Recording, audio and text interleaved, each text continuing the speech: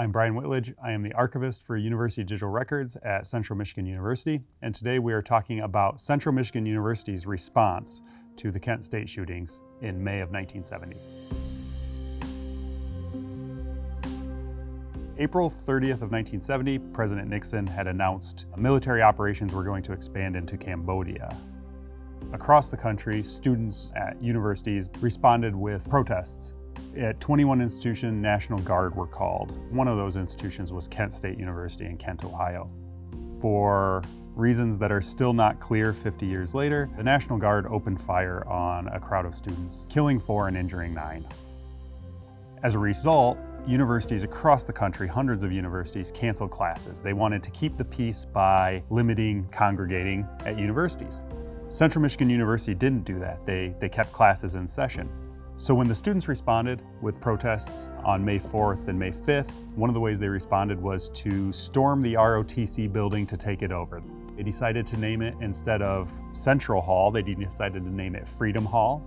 And they were in the building 24 hours a day for a total of 5 days.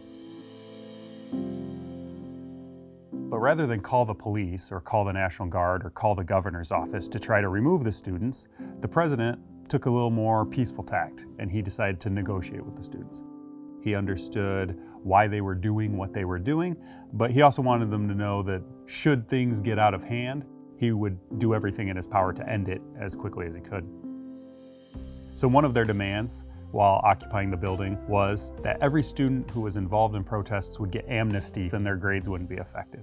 They also made a demand to end ROTC on campus and to abolish military recruitment on campus.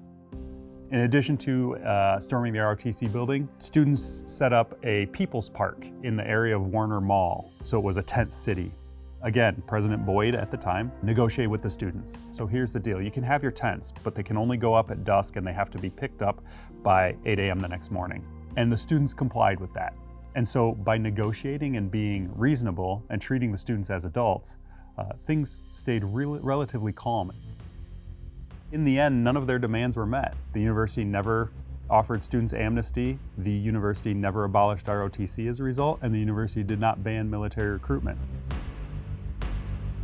It's remarkable what happened at CMU because it was so peaceful.